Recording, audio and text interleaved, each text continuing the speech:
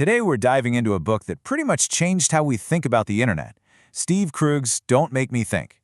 It's a total masterclass in making websites easy to use. And honestly, its ideas are more important now than they have ever been. You know the feeling, right? You land on a web page and you're just stuck. You're staring at it, completely lost, thinking, where am I even supposed to click? It's so frustrating. But then you visit another site and everything just works. You find exactly what you need almost without thinking. Well, that difference isn't an accident. It's all about design. And it comes down to a huge misunderstanding of how we actually behave online. See, there's this massive gap between how designers think we use their websites and how we really do. They picture us sitting down, carefully reading every sentence, weighing every option. But the reality? We're more like sharks. We have to keep moving or we die. We don't read, we scan. We glance around and click on the very first thing that looks like it might be what we want. It's not like we're reading a novel. It's like we're trying to read a billboard while flying past it on the highway. Krug boils this all down to what he calls the 3 facts of life for web use. First, like we said, we don't read, we scan. We're just hunting for trigger words that jump out. Second, we don't make optimal choices, we satisfy. It's this mix of satisfying and sufficing.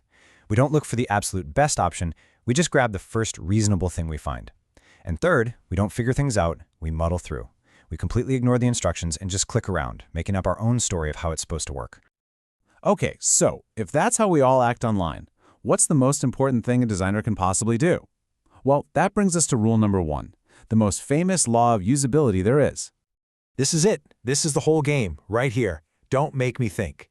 Every single choice, from the layout to the color to the words you use, has to serve this one single goal.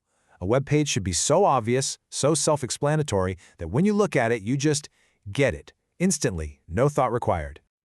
On a really well-designed site, your internal monologue is basically silent. You see the menu, you see the link you want, and you click. Boom. Done.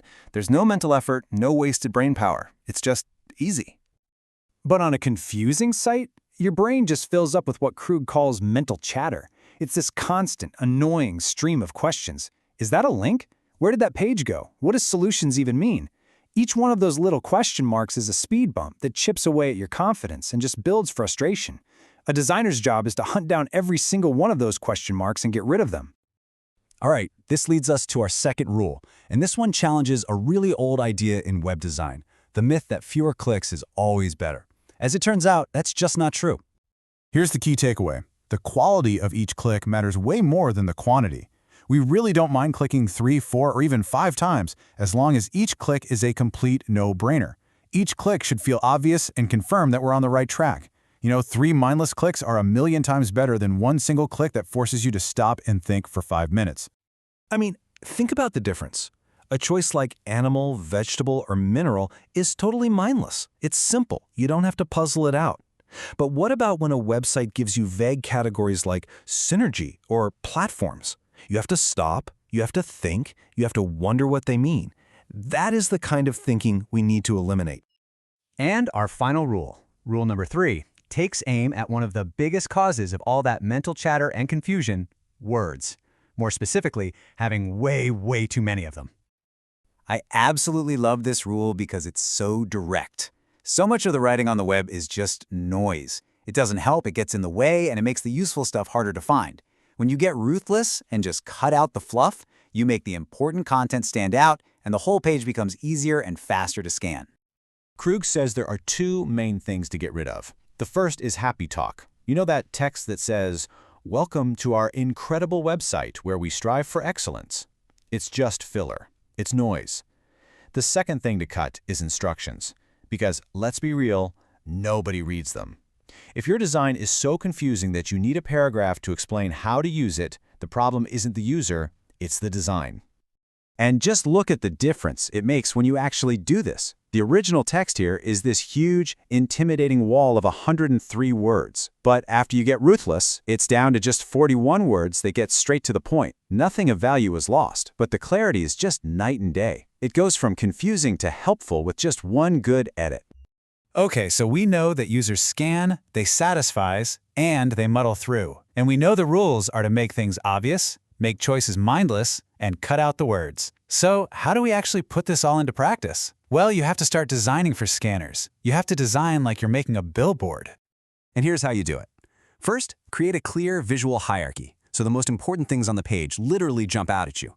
Second, use conventions, things like shopping cart icons or putting logos in the top left corner. People already know how they work. Third, break pages into well-defined areas so people can quickly ignore what they don't care about. Fourth, make it super obvious what you can click on. And finally, get rid of any visual noise or clutter that distracts from the main goal. Visual hierarchy is everything. When you see a big, bold headline, your eye goes right to it. You instantly know what's most important. But when everything on the page is the same size, the same color, the same font, it's just a flat, confusing wall of stuff. Your brain has to work so much harder just to figure out where to even start looking.